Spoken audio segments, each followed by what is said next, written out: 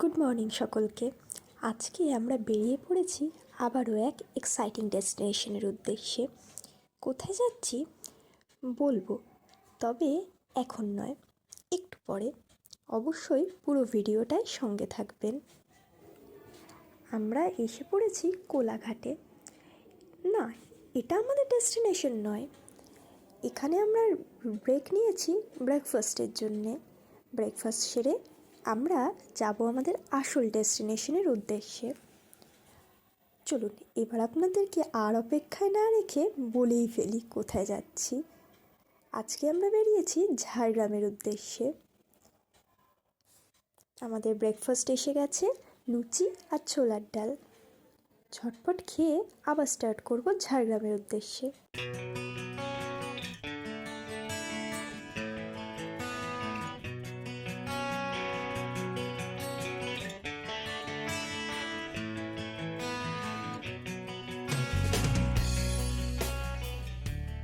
আহা, কি সুন্দর রাস্তা! চারিদিকে গ্রিনারির থেকে যেন চোখ সরছেই না। এই রাস্তায় কিছু ছবি না তুললে চলে? অবশ্যই এই রাস্তায় একটু ব্রেক নিয়ে কিছু ছবি তো তুলতেই হবে। আমরা কিন্তু আর একটুক্ষণ পরেই পৌঁছে যাব আমাদের হোটেলে। চলুন এবার হোটেলে ঢুকেই বাকি গল্পটা সেরে নেওয়া যাক। এই রাস্তা আপনাদের কেমন লাগছে অবশ্যই জানাবেন।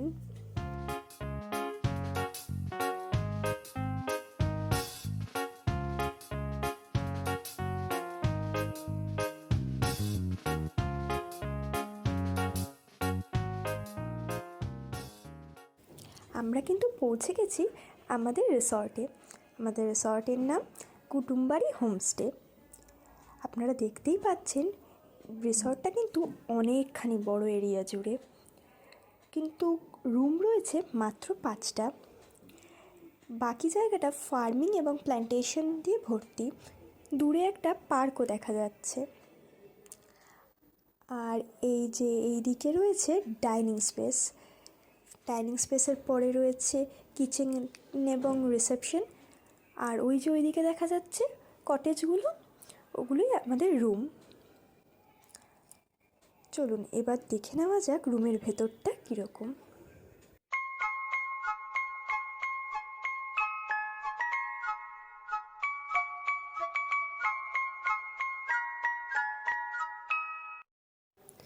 এই হচ্ছে আমাদের রুম। এখানে কিন্তু প্রত্যেকটা রুমেরই বেশ সুন্দর সুন্দর নাম দেওয়া। যেরকম আমাদের রুমটির নাম মহুল। ঘরে ঢুকতেই প্রথমেই রয়েছে একটা ছোট্ট বসার জায়গা। এদিকে একটা ডাবল বেড, সঙ্গে দুটো টাওয়েল দেওয়া। এই সাইডে আরেকটা ডাবল বেড, সেটার সঙ্গেও দুটো টাওয়েল দেওয়া এবং দুটো গায়ে দেওয়ার কম্বল। এখানে রয়েছে একটি লেজ এবং বিঙ্গোর প্যাকেট। এছাড়া ইলেকট্রিক কেটল কিন্তু দেওয়া রয়েছে। তাছাড়া রয়েছে নেসক্যাফে কফি 4টে প্যাকেট। আমরা যেহেতু 4 বেডের রুম বুক করেছি, তাই সব কিছু কিন্তু 4টে করে রয়েছে। একটি বিস্কিটের packet, sugar, everyday milk powder, ছাড়া রয়েছে টি পাউডার বা টি ব্যাগ কিছু একটা। আরও কিন্তু রয়েছে অনেক কিছু এখানে। আর এদিকে রয়েছে কাপ, ডিশ, গ্লাস, জাগ এবং এর মধ্যে 4টে সাবান দেওয়া রয়েছে। খুব সুন্দরভাবে কিন্তু রুমটা সাজানো রয়েছে। এখানে একটি ভেজলিন এবং পন্ডস, এছাড়া 4টে সিল্ড জলের বোতল রয়েছে। এখানে একটি ফ্যান এবং ওদিকে আরেকটি ফ্যান দেওয়া রয়েছে। আর রয়েছে বাথরুম। বাথরুমটা কিন্তু খুব ক্লিন, দেখতেই পাচ্ছেন যথেষ্ট বড় এবং ক্লিন একটা বাথরুম।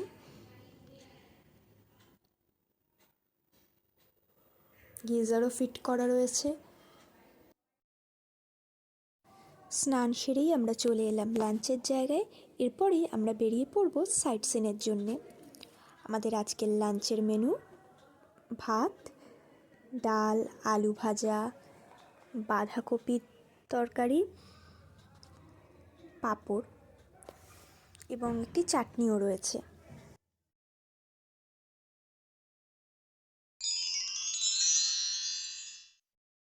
লাঞ্চ কমপ্লিট করেই আমরা বেরিয়ে পড়লাম সাইট সিনের জন্যে। প্রথমেই চলে গেলাম ট্রাইবাল মিউজিয়াম দেখতে। এটা আমাদের হোটেলের থেকে বেশি দূরে ছিল না, তাই প্রথমে এটা দেখে এরপর আমরা যাব কনক দুর্গা মন্দির দেখার উদ্দেশ্যে।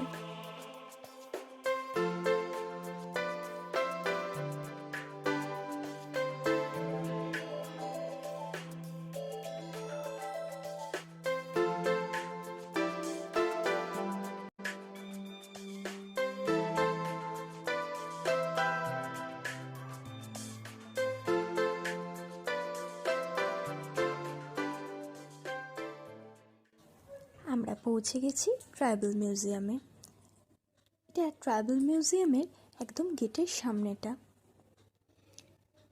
এই হচ্ছে এন্ট্রান্স।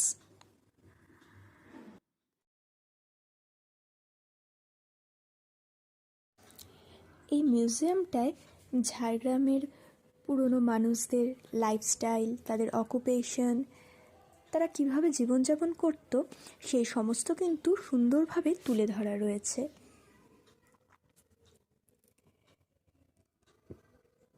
বিভিন্ন ছবি এবং স্ট্রাকচারসের মাধ্যমে খুব সুন্দরভাবে কিন্তু ডিসপ্লে করা রয়েছে।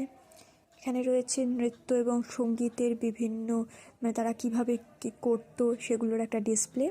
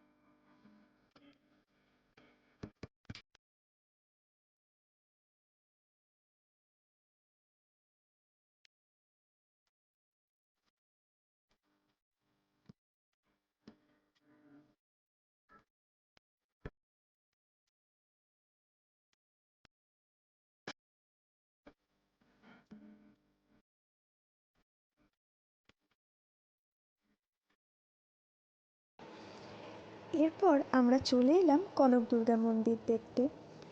কনক দুর্গা মন্দির পৌঁছতে কিন্তু গাড়ি পার্ক করে বেশ খানিকটা পর হেঁটে যেতে হবে। এখানে অন্য কোনো গাড়ি বা কোনো কিছু নিয়ে ঢোকার কোনো অপশন নেই। এই সবুজে মোড়া পথটার চারপাশের এই গাছগুলোর গায়ে কিন্তু খুব সুন্দরভাবে তাদের নাম লেখা রয়েছে।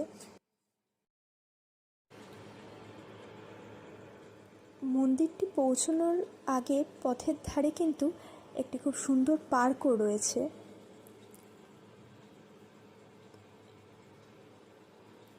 আমরা অবশেষে পৌঁছে গেছি মন্দিরে।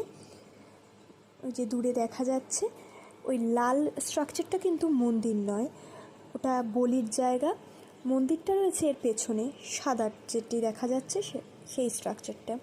কিন্তু মন্দিরের ভেতরে বা তার সামনে ছবি তোলা নিষেধ, তাই সেই ছবিটা দেখাতে পারলাম না।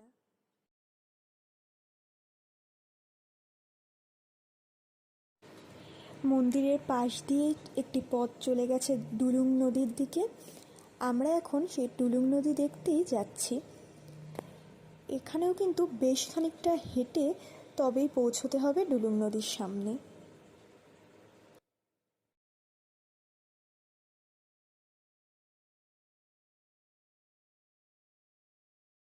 সামনেই দেখা যাচ্ছে নদীটি। এখন যেহেতু শীতকাল, তাই জল কিন্তু রয়েছে খুবই সামান্য। এরপর আমরা চলে এলাম চিল্কিগড় রাজবাড়ি দেখতে। আমার আজকে সারাদিনের ঘোরা বেস্ট জায়গা কিন্তু এটাই মনে হয়েছে। কি সুন্দর আর্কিটেকচার, তাই না? যদিও এখন মেনটেন্যান্সের অভাবে বেশ খানিকটা ধ্বংসস্তূপে পরিণত হয়েছে। এই সামনে যে বন্ধ দরজাটি দেখা যাচ্ছে, তার ওপারেও রাজবাড়ির বেশ কিছুটা অংশ রয়েছে। আর এই দিকটা প্রায় পুরোটাই ধ্বংসস্তূপে পরিণত হয়েছে। কিছুই নেই, প্রায় কিছু ভাঙাচোরা স্ট্রাকচার ছাড়া। তবুও এই অসামান্য আর্কিটেকচারের প্রমাণ কিন্তু এই ধ্বংসস্তূপের মধ্যে দিয়েও পাওয়া যাচ্ছে।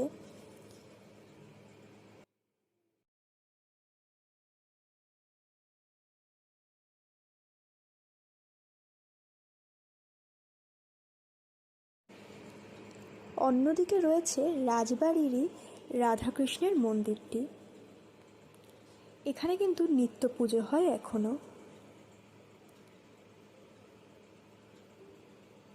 যে দূরে দেখা যাচ্ছে রাধাকৃষ্ণের বিগ্রহ, আর এইটি হচ্ছে শিব মন্দির। এরপর আমরা চলে গেলাম ঝাড়গ্রাম রাজবাড়ির উদ্দেশ্যে, কিন্তু ঝাড়গ্রাম রাজবাড়ির ভেতরে ঢোকা নিষেধ। রাজবাড়ির সামনেই পথে ঘুরতে দেখা মিলল একটি খুব সুন্দর ময়ূরের। এরপর আমরা চলে এলাম জুতে, জঙ্গলমহলের জু এটা। ওই যে দূরে দেখা যাচ্ছে কিছু নীলগাই। এছাড়াও এখানে কিন্তু বেশ অনেকগুলো অ্যানিমাল রয়েছে। বিশাল বড় এরিয়া জুড়ে জুটা। ওই যে নীলগাইদেরকে দেখা যাচ্ছে দূরে। এরপর দেখা মিলল একটি হায়নার।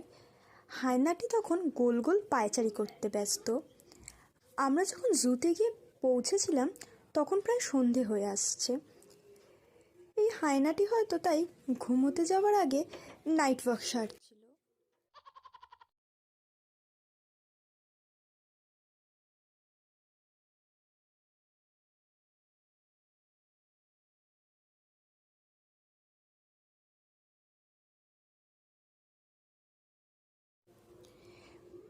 বেশ কিছু এমুও ছিল, যদিও এরা ছবি তুলতে খুব একটা ইন্টারেস্টেড বলে মনে হলো না।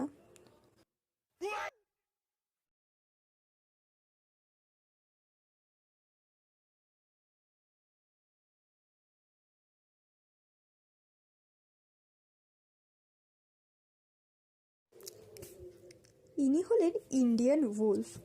গাছের আড়ালে চুপটি করে দাঁড়িয়ে আছে, বোধহয় একটু লজ্জা পাচ্ছে সামনে আসতে।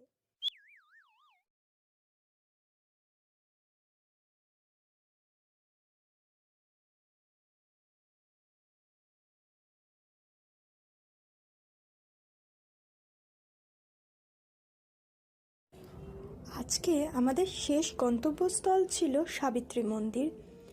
সন্ধ্যের দিকটায় সাবিত্রী মন্দির খুব সুন্দর করে আলো দিয়ে সাজানো হয়।